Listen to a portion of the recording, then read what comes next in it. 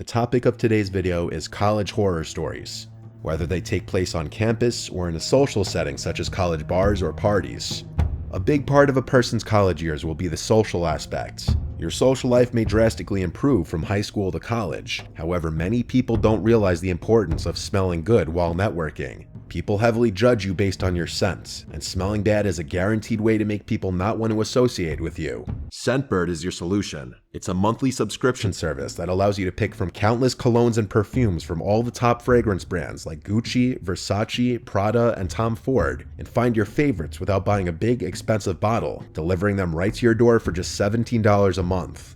Each fragrance comes in a bottle made to last you 30 days. Some of the scents I received this month are Arrows Flame by Versace, Cross River Gorilla by Sanctuary, and Four Men Black Edition by Bentley. Each bottle comes with a card which explains what the fragrance smells like too. With Scentbird, you'll be excited to go out and socialize with people, especially as you get more and more compliments on your cologne or perfume. If you're not sure which fragrance is right for you, you can go on their website and take their quiz, which will tell you which scent is the best fragrance for you based on your lifestyle. The quiz takes less than a minute and gives you personalized results based on what you're looking for. If you're interested, use Nightmare55 off, scanning my QR code or at the link below to get 55% off your first month at Scentbird.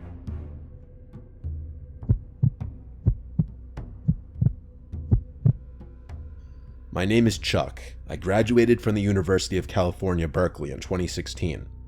My college experience was perfect. I was part of a frat, I managed my studies well, and spent just the right amount of time chasing girls. I'm actually still friends with a lot of my old frat brothers, and I recently got engaged to my fiancée Rosie, whom I also met at Berkeley. If you had asked me my opinion of Berkeley when I was a freshman though, I can assure you that my answer would be very, very different. What I'm about to tell you is one of the main reasons why. I was never overly ambitious in high school. The Berkeley atmosphere was extremely foreign to me, and it was weird being surrounded by so many self-proclaimed high achievers. As a freshman, I was quickly swept up into the frenzy of career development and planning the next 30 years of your life as an 18-year-old. Silly, I know, but that was the nature of my school at the time.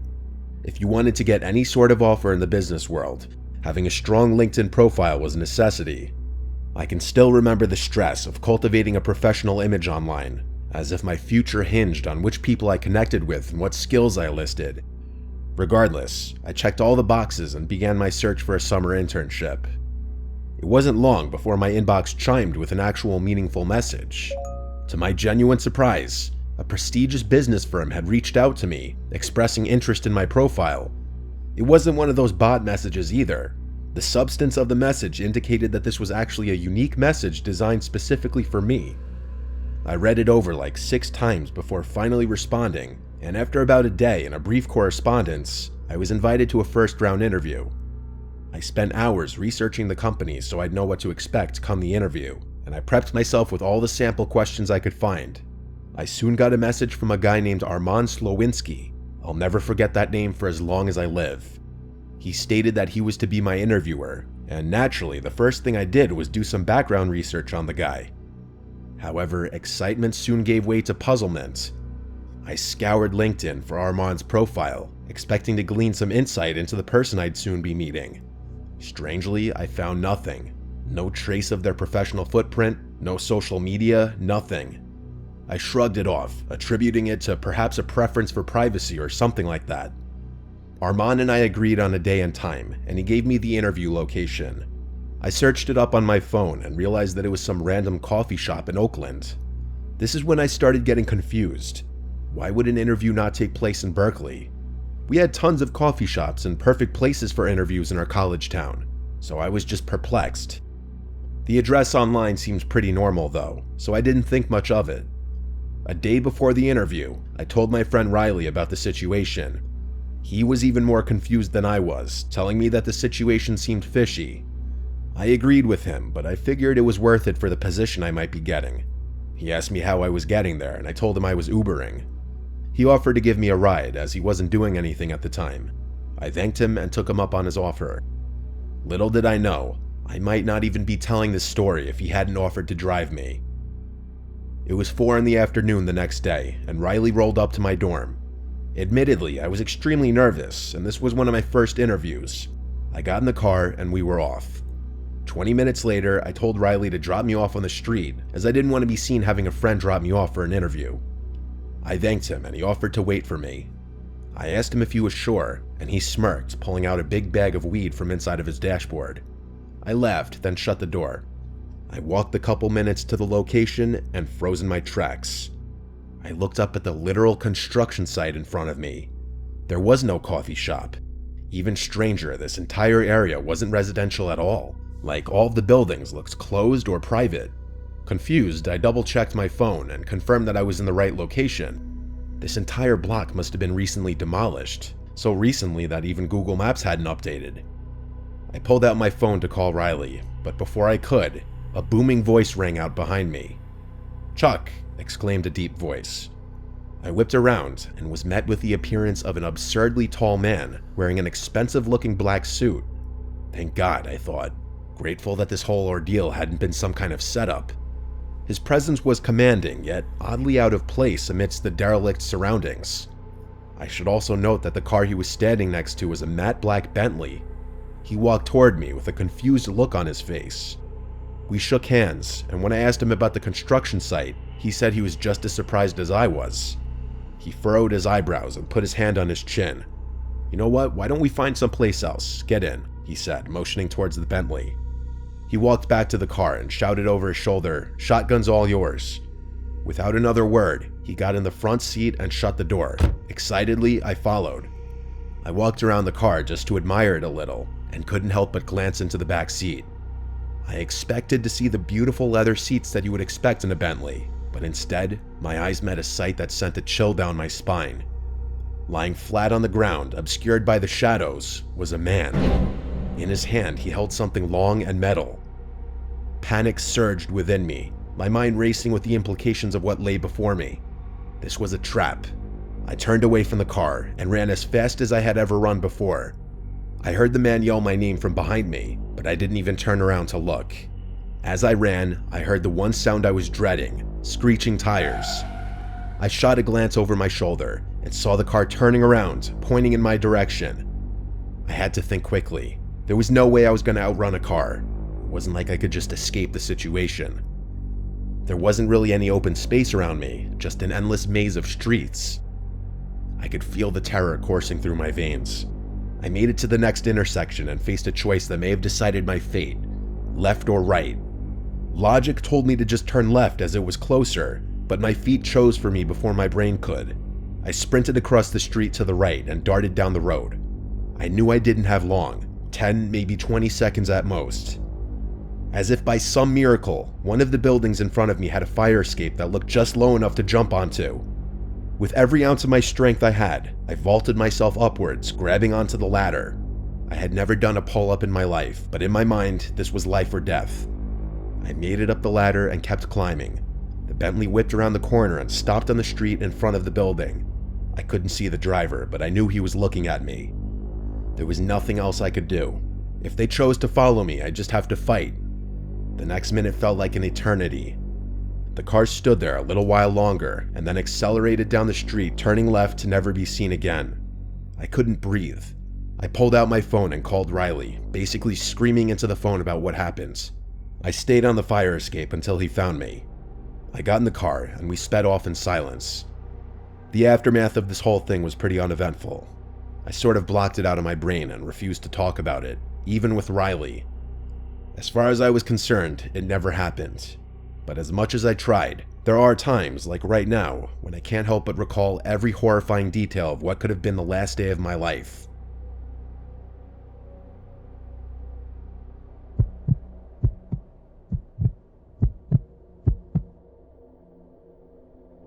This is a fresh story happening pretty recently.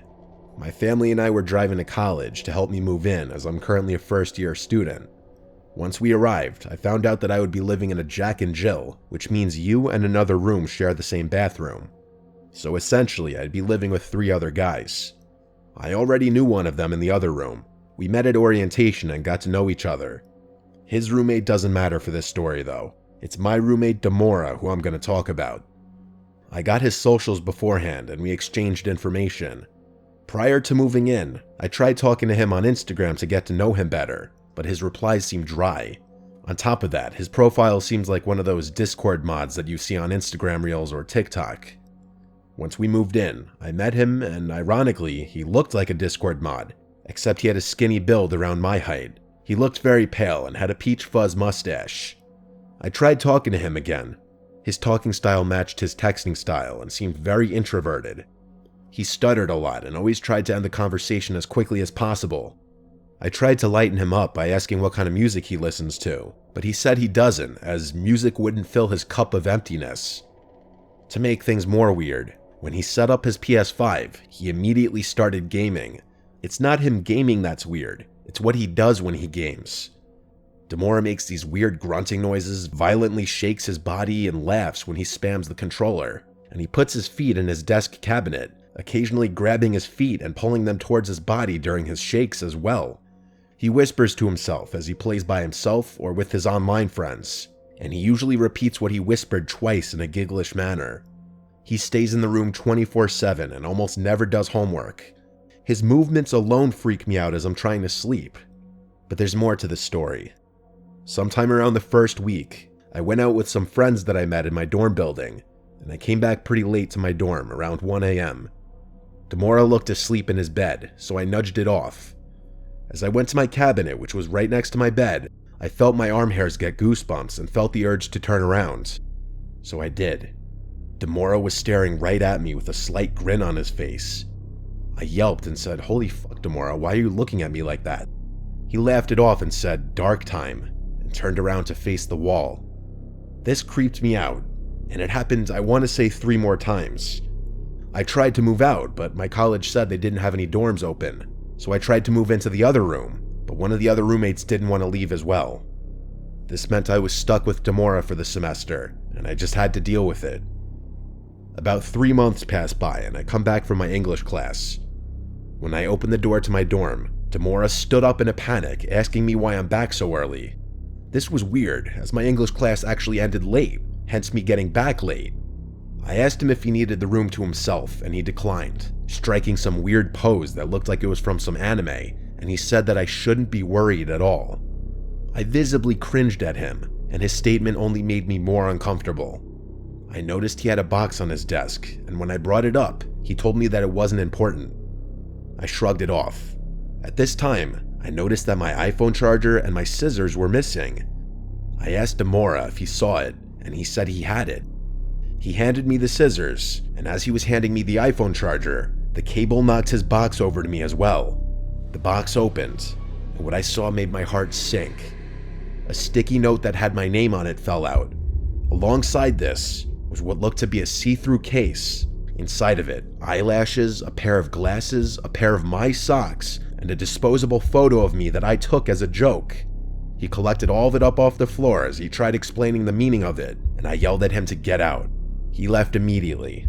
I texted my RA the situation, and he told me that he was out at the moment, but when he comes back tomorrow, to show him the box as evidence so that they would have a reason to kick Demora out. So I got the box and hid it within my laundry bin. I felt really rattled, and the sight of my roommate disgusted me. However, in an hour, he came back. I just told him to stay on his side and not to talk to me. After that, no words were spoken. I tried to stay awake out of fear that he might try to find the box, but after it being a long day, I fell asleep around 2 a.m. When I woke up, I saw Demora was gone, and it felt good seeing him out of the room for once, but then I remembered the box.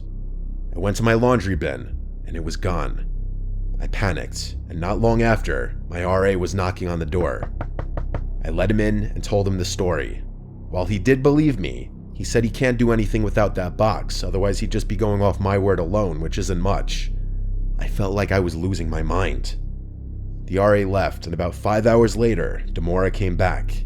I asked him what he did with the box. He played dumb and said, "What box? I don't know what you're talking about." I pressured him to stop playing dumb, but Demora kept denying it. I couldn't stand, look, nor be in the same room with him anymore. It's now second semester, and yes, I'm still dorming with Demora, unfortunately. He did let me know that he will never do it again, and that if he does, he'll let me know and we'll move out immediately. I took his word, and we're still dorming as of today. However, I stay out of the room as much as I can. He still creeps me out, And the worst part is that I can't sleep sometimes, nor focus during the day, as I keep thinking of what was in the box. Why did he steal my photo? Why did he steal my socks? What were the glasses for? The part that leaves me scared each time is what those eyelashes were doing there. And perhaps weirdest of all was he labeled the box with my name.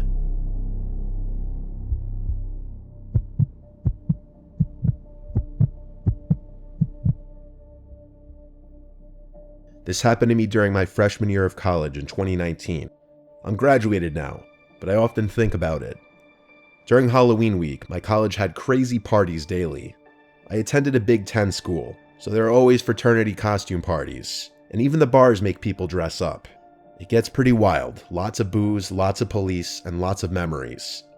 This event happened to me on the Saturday of Halloween week. Our football team had a huge win that day, and my friends and I were going to this one particular fraternity off campus to celebrate the victory.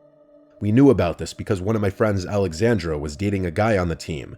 We got to the frat party around 11 o'clock, and things got pretty crazy. Everyone was getting drunk really fast, and we were all booing the school that we beat in different chants while the music blasted. I was taking shots and dancing with all my friends, having a blast. It's critical to note that my phone had died during this time. I had given it to Alexandra to put in her purse. Later, I told my friends that I had to go to the bathroom and to wait for me by the DJ booth. We were all pretty intoxicated at this point. While I was in the bathroom peeing, I heard some frat brother in the house scream "cops" at the top of his lungs, and people started screaming and scrambling to get out of the house. I sprinted out of the frat house and was greeted by multiple cop cars and lights flashing. People were sprinting in different directions. Some cops were already talking to the frat brothers, while others were trying to catch underage people. In my intoxicated state, I realized I didn't have my phone. I started yelling out for my friends while avoiding the cops. Realizing I wasn't going to be able to find them in the crowd, I decided to start making my way home, even though I wasn't entirely sure how to get home. This frat house was pretty far off campus in a different part from other frats. I started making my trek home, and it was absolutely freezing. Even though it was only October, it was like 37 degrees that night. I'm still heavily tipsy, but conscious of everything around me. After a while, I knew I needed a break to warm up and hopefully sober up. I saw a building that looked like one of the academic buildings I'd heard about, so I approached it, opened the door, and stepped inside. It was pretty dark in there, but a few exit signs at different door entrances illuminated a decent portion of the inside. After 5 minutes, I started to sober up a little bit and realized I wasn't in an academic building. I was in a warehouse. I was much warmer, but I became nervous about the eerie feeling around me. I went to open the door, and a pit sank in my stomach. It was locked. How could it have been opened if it was locked from the inside? I started to make my way towards a door near the exit sign. I pushed it open and went through the door, expecting it to lead me to outside, but it was to another part of the building. This room was much smaller, illuminated by a low red light. There was a buzzing noise in the room from some machine. I could see chains hanging from the ceiling and steam in the room. I shit you not, it was like a typical horror movie scene. I went to turn around and go back through the door, but this door was also locked behind me. Sheer panic set through me, and at this point, I was trying not to break down. I leaned up against the wall and slid down silently, crying. This is when I heard it. A door slammed shut and footsteps. I instantly went silent and my eyes widened. I heard another door shut and more footsteps. It was getting closer to my area. I saw the door next to me, and as quietly as possible, I opened it and snuck through. I started wading through the hanging chains and the steam. I heard the door from the previous room open and the footsteps approaching, and they were big, heavy footsteps. My fight or flight kicked in, and I came near a window. With all my might, I kicked it 5 times with my foot, shattering it. This was when I heard the feet running towards the door. I had maybe 10 seconds to spare. I leapt out the window, not even realizing that the other side of the building I was now on happened to be a high drop. I fell like 10 feet out of the window, landing on top of 2 recycling bins. I pushed myself off, shocked by the impact, and looked up at the window. It was shattered, and there was no one in the window frame. I dashed underneath some pine trees a few feet away, hiding myself in the shadows. When I looked back up, that's when I saw a figure looking out the window, looking in all directions for me. My whole body went numb in fear. As quietly as I could, I snuck across the street and ran. I ran for my life as fast as I could, for I didn't know how long until I recognized the side of campus my dorm was on. I got back to my dorm, and my friends were waiting for me outside, panicked and freaking out. They told me I had been gone for almost 4 hours. The following day, I told them of my experience. My friends' mouths hung open as they listened to me talk. After further discussion, I discovered that it was a building that hadn't been used in several years. The pit in my stomach hit me again. Whoever was in the building wasn't a cop. He wasn't night security. This was some random person after me. It still makes me sick to this day. If I hadn't been more quiet or thought as quickly, I could be dead. Even though I tried to find out information, nothing came up. It still remains the scariest thing that's ever happened to me.